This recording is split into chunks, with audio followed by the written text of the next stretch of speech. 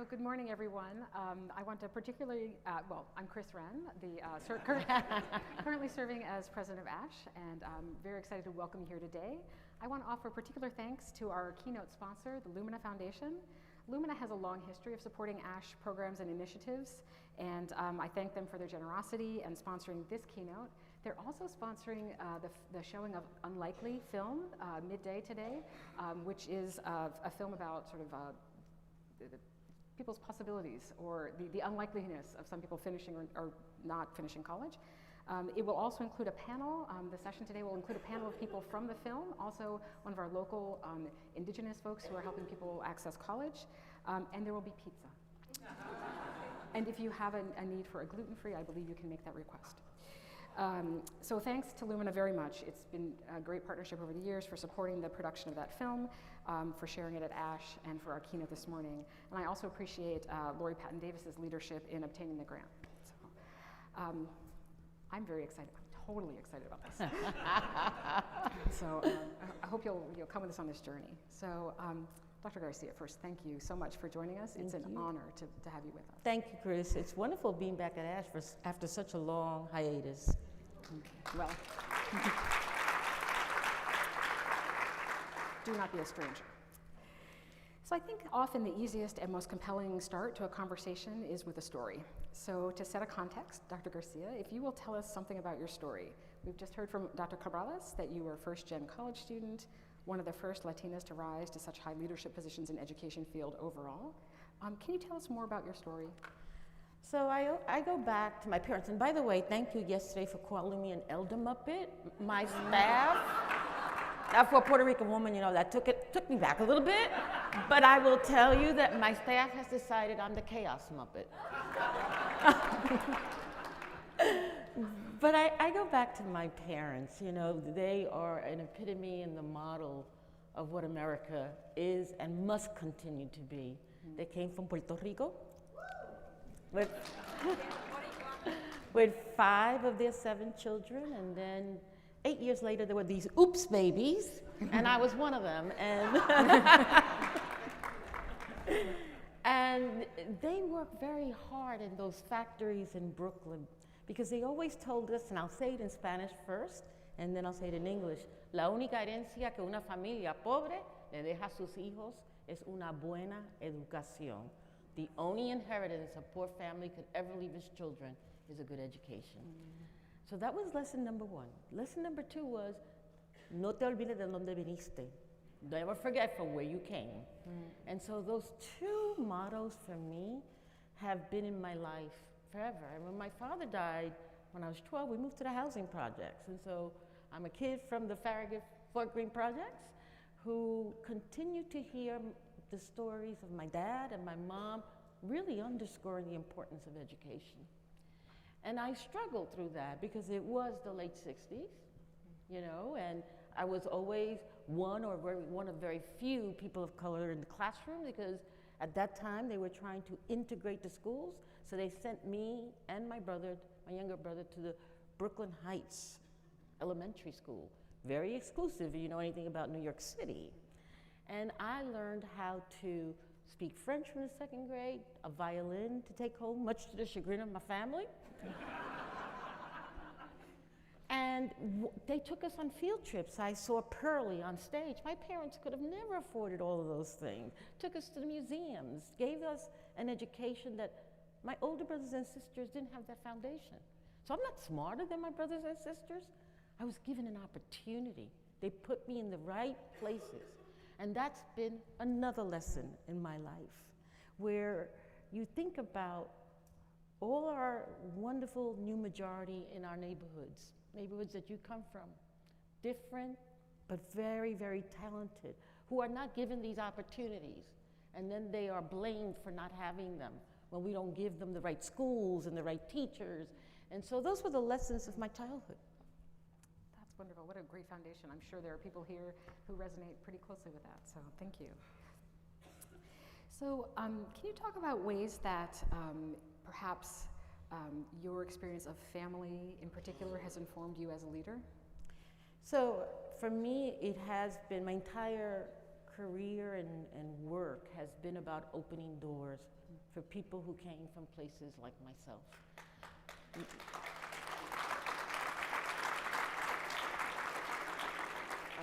And to never forget where I came from. I mean, that's an important lesson. We can't become the imposter, you see these people trying to pass and forget where they're from. And in Spanish they say, tu abuela de a dónde está? Where's your grandmother, in other words? And so for me, it's been always about my research, even though at that time, I see wonderful audience here and I'm so thrilled. But there was a time where I was told, don't do research on people of color because you get pigeonholed. Don't dress the way you dress. You'll never become a president. Don't wear your ankle bracelet. There was all of these kind of messages sent, and I refused to take them. Nice. And it was hard. They weren't advisors. They weren't faculty. My first Latino and Black faculty member were at the community college, one of each. Went to college, I don't remember any at Baruch. Don't remember any at NYU in my department. And definitely not at Teachers College Columbia.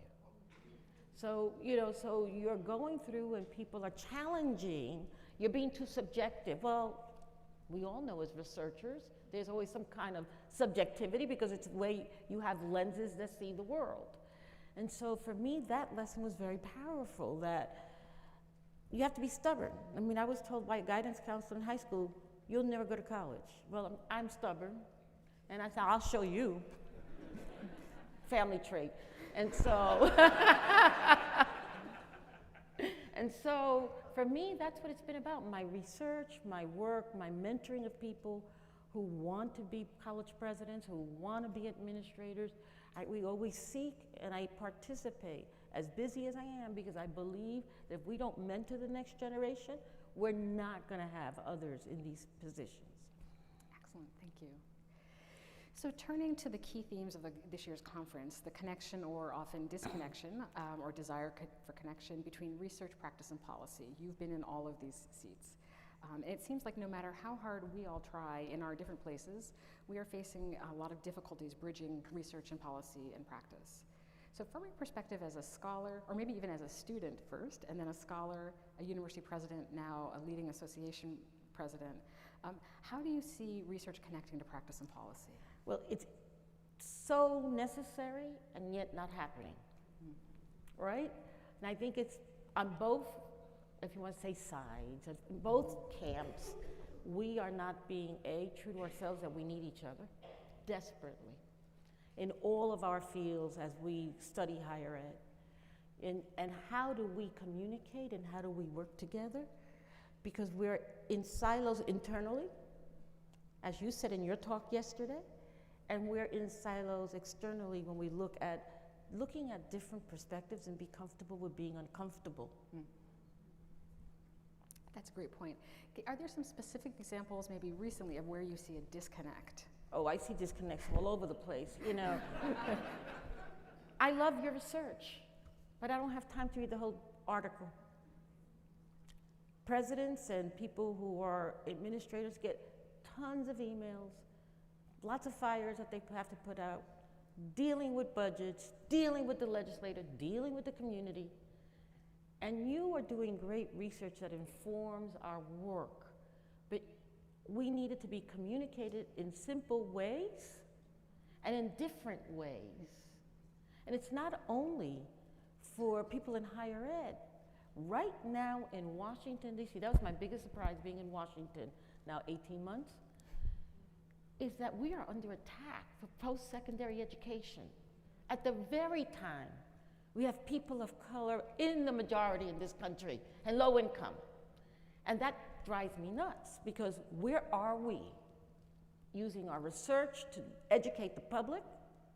Where are we as presidents speaking out about this?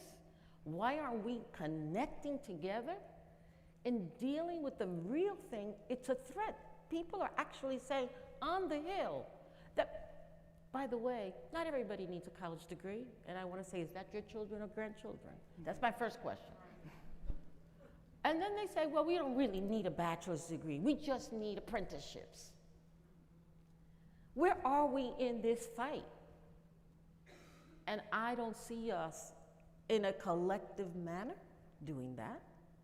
I don't see us in a collective manner working together. When was the last time an organization like Ash and Ask You got together to talk about the research problems that we need to confront, and how do we communicate?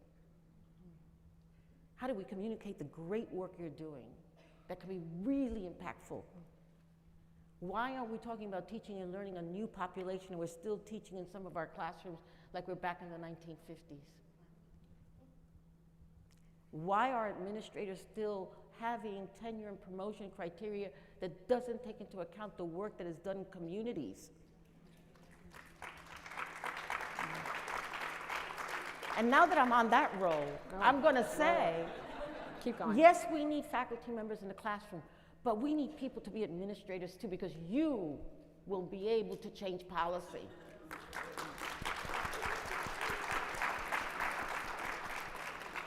I was president and I was unapologetic in meeting with the deans and saying, here are your students, okay? And once a year, without the provost. And that was fine with the provost, because he needed backup. Here are the students, how many Latino, we went down. What's the retention rate? What's the graduation rate? You have a problem here, what are you doing about it? How many faculty lines did you have? How many are diverse? And if they're not, next year you're not getting a line. I am tired of administrators telling me they have no power. You have control of the purse.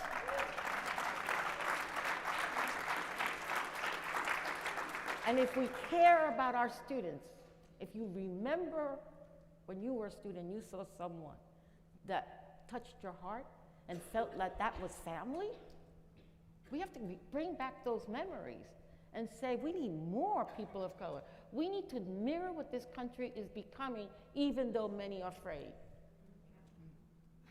And so we need to continue to, yes, have faculty members. We need you in the classroom just as much. But right now, the number of African American presidents in this country is 8%. Asian American, less than 1%. Hispanics, 4%, down from 5%. Women, 30%. And of the women, 5% are women of color. So when you think about that, they're going to have these amazing students in front of them, and yet they're not diverse. You know, I used to struggle with the word role model until two students came up to me and said, you're not really from the projects. And I said, I'm from Farragut Project 233, Sand 314C, check it out. You should have seen these two men of color light up and going around saying, she's from my projects. And so if we remember those things, and why are we not in the battle? Your research can help in that battle. We have to be using your research to talk to newspapers, talk to the press, go into the communities in their language and space and educate families. The press right now is scaring our families, because when they see a $100,000 debt, they can't afford it. That's, you know, $100,000, imagine. So right now, they're not thinking about college for their kids because they think it's unattainable financially. And we know there's financial aid, we know there's scholarships left on the table, we know so much. And so that's a way of working together. In part of my introduction last night, Dr. Gonzalez pointed out that I have recently returned a bit to administration at Michigan State University, and this point about people who are faculty and the power you have to stand up to presidents and provosts, and we've done a bit of that at Michigan State in the last few years. Not well. There is a session about that coming up later this morning. But it is, it's really inspiring to remember, like it's easy as a faculty member to be busy, and you've got students and advisees, and you're teaching and you're grading, and you've got some committees, and you're writing letters. But to take seriously our responsibility as tenured folks in the academy to push this work forward and support our leaders who are doing it. Thank you. And to think about, what is your North Star? Why are you doing this work? Yeah. What is your purpose for doing this work? And you got to remember that, right? So if it was about opening doors for students, then how are you being bold and challenging that? And challenging these systemic racism on our campuses, the institutional barriers that happens. I mean, the institutional barriers from my seat that I saw, things like your schedule was taken away from you if you owed $75. Yeah. And I said, I'll give the $75. Let's, we have to change these policies. Who's looking at these policies? So those kinds of helping students, to have faculty teach when students can come to school. I'm sorry. Colleges were meant for students. And a 2-day week schedule for undergraduates does not work. Sorry. Where is your commitment? You chose to be a faculty member.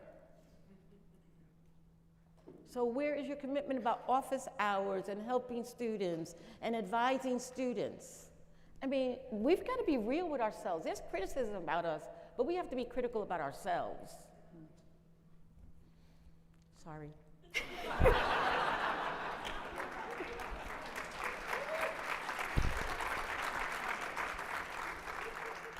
This is a no apology space.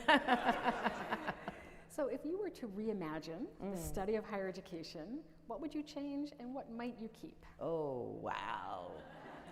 I would immediately begin in making sure that the tenure, reappointment, and promotion criteria takes into effect the things that matter to the success of the students you serve.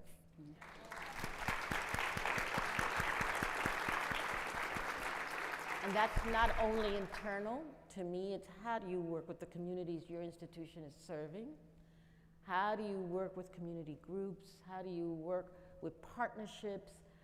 All of that. Yes, publications are important, but quite frankly, publications are read by all of you. Who else reads them? And so, yeah, that's the first thing I would do. I would also make sure that in our faculty and PhD programs, we stop pushing students only to the Research One institutions and cut out the elitism.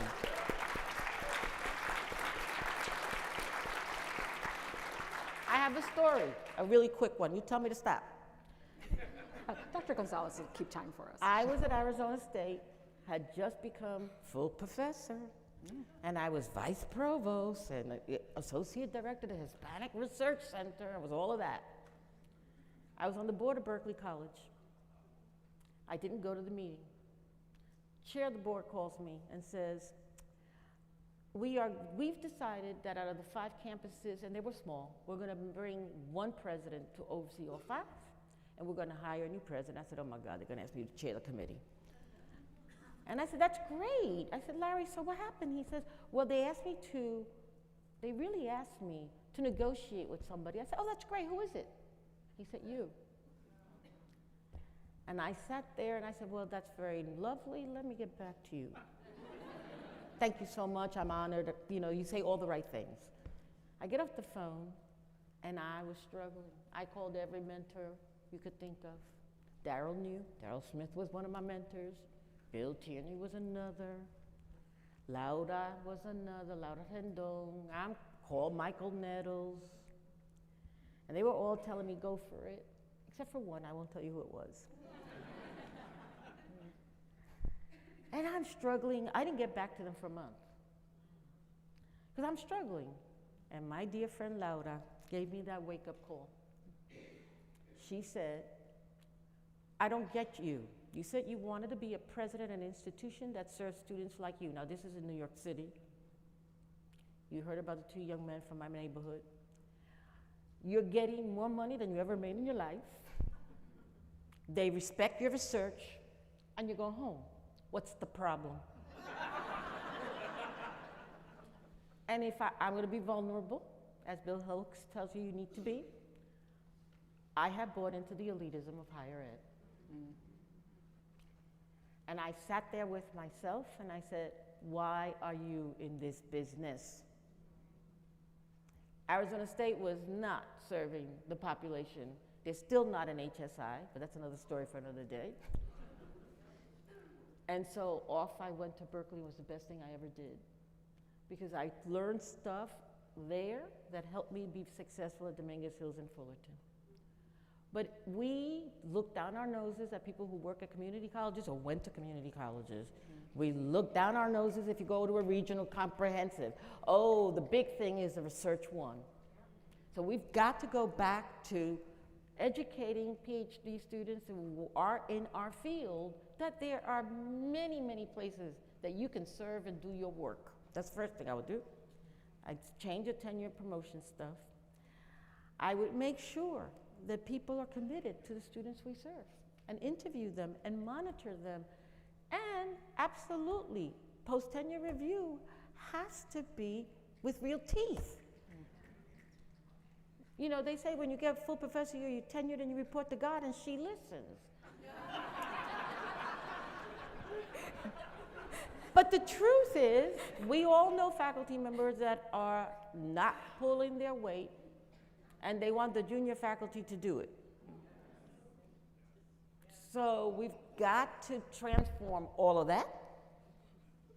And then we got to prepare programs, especially for undergraduates, that listen to what the students need at the moment. So if there's a school in Chicago that is actually working with African American boys, where they go to school in the morning, in the afternoon, they have a paid internship in the area in which they are studying. And yes, and it's 5 days a week. So that means that the faculty members have to teach 5 days a week. Sounds exhausting. And I know the argument. Oh, well, how do we do our research? How do we do our publications? You make it work. I see scholars right here in the front, these ladies over here that I know for a long time. They worked, they taught every day, they were in the office every day, they scholared, and they're Darrell Smith. Who could talk about Darrell Smith not doing that all her life? Who could talk about Amaury Nora not doing that all his life? Michael Nettles was another one. So when you think about it, yeah, it's a hard job, but no job is easy. All the good jobs are taken. And we decided to be in this field. Thank you. So sort of staying in this topic, I'm wondering what, sort of pivoting a bit over to sort of some of the topics we take up for research. So what do you think researchers can do, sort of ASH researchers and others, to address the questions and topics that specifically university leaders and policymakers need answers to? I think there has to be much more of a coordination between organizations like ASH and organizations like ASCII, right? How do we talk to each other about our needs? And they're going to be the needs that you all know. It's going to be, we continue to struggle with graduating people of color. How do we have better teaching methodology? What is the research sharing about that? What are the barriers for students besides financial that we can help with? How do we work together using your research on the Hill to talk about the need for more Pell? To talk about the need for year-round Pell that doesn't go against the student. And hold us accountable. I believe in accountability. We just can't keep taking money and not do what we need to do. So, you know, the whole issue of how do we use our communities to help our students? And what research can you do to know what are the services out there? Because some of them may go homeless. Some of them are food insecure. Some of them have a family they have to support. I think the nicest example I saw in co-chairing the Values Commission for Gates, they had it at Fullerton. And I was so proud of my former institution and so proud on how Michelle Cooper and IHEP and Gates put together the program. They had 30 researchers do research papers on topic about value of higher ed. They gave the whole commission of 30 the synopsis of each of those. We then go to Fullerton. They set it up, and I'll give you an example. They had the researcher who did the research on financial aid for low-income students of color in first gen. They had the student speak about the challenges he was going through in supporting a family, having to work, and going to school, and the psychological and emotional struggles he was having, and how he had to choose between. And then we had the financial aid director. And it all seamlessly talked together, the research informing, the student speaking, and the administrator listening and learning and talking about what she is doing in that office. That's what we should be doing. I love that. Thank you. So you talk a little bit about having practitioners sort of involved, and you spend a lot of your time with presidents of institutions, of course, and ask you, what do you feel like leaders can do to use the research that does exist or that could be generated? I think the research that does exist would be used if it's, give them the results. This is what we found. 1, 2, 3, 4, 5. And by the way, here's the article if you want to go back and look at the methodology and look at how it's done. And this is and these are the outcomes that we see is going to happen with this research. Presidents are into outcomes. Every president, at least at the comprehensive institutions, have their butts on the line with the board about graduating students. And many boards are looking at first gen, low income students of color. So they need help. And they will look for that help if they find it attainable. They will use it. They will use it. That's the first thing I would always say.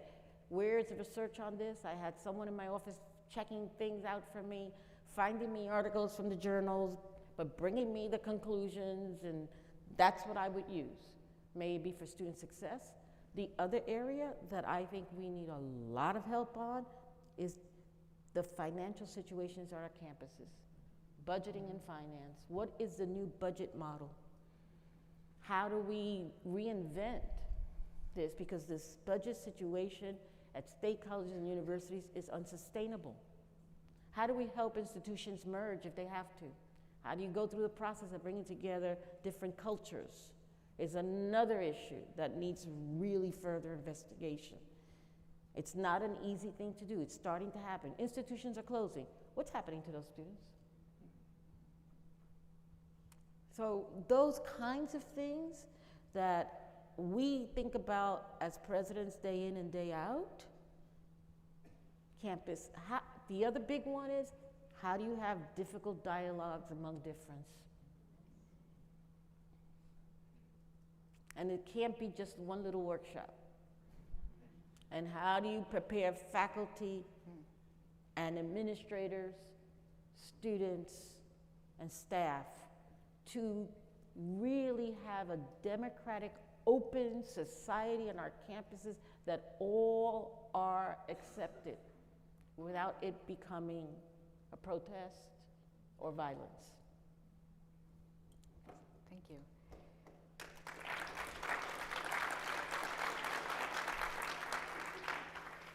So as president of one of these, there's 6, you may know, 6 presidentially based higher ed associations in the nation, and you are president of one of them. And you get this very unique perspective on the whole ecosystem of post-secondary education in the United States. What responsibilities do you feel like, or roles could they play, of our higher ed associations in sort of shaping a research agenda for those of us in working in higher education? You know, I go back to how do we get your research to be able to disseminate to our campuses? We need to do a better job of disseminating your work, but it can't be, as I said earlier, the full journal article. It has to be something that presidents will say, oh my God, and who are the people that are doing great work that is showing some evidence of accomplishments that we can use, and how to communicate that more often with us. So we send out things that we find really important. We had a report, Brookings did a report on millennials and where they live, what states they are, what they think about, etc. We sent that report out to every president. And most of them said to me, that was great, because they immediately looked up how many millennials lived in their state or in their region, what their issues were, how they can reach them, what's their thinking. And so if we could get something like a Brookings executive summary, and you highlight, hey, this may help you with, they will read it, or they'll have the chief of staff read it, but they'll be informed about it. So as you're speaking, I feel like I'm seeing sort of different kinds of scholarly communication that we haven't really pushed and lived into. Let me ask another question.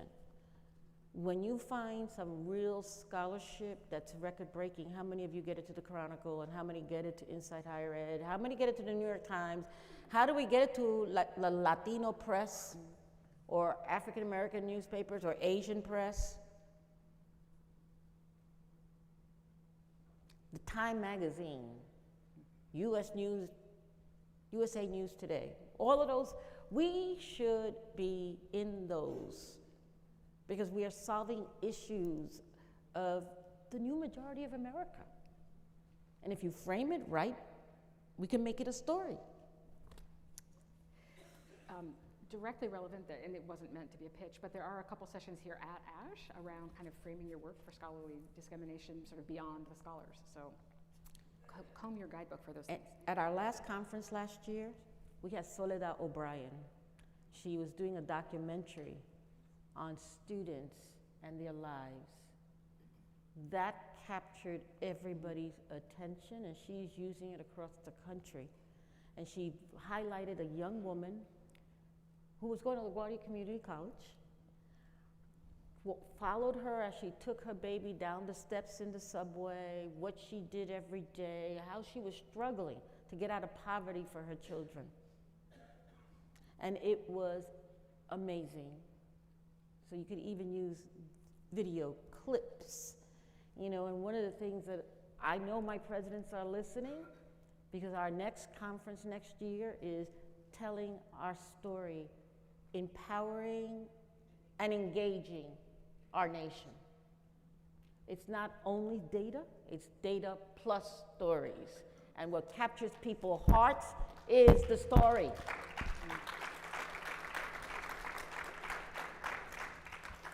So finally, what advice would you give a graduate student or early career scholar in terms of doing research that might reimagine how we study higher education?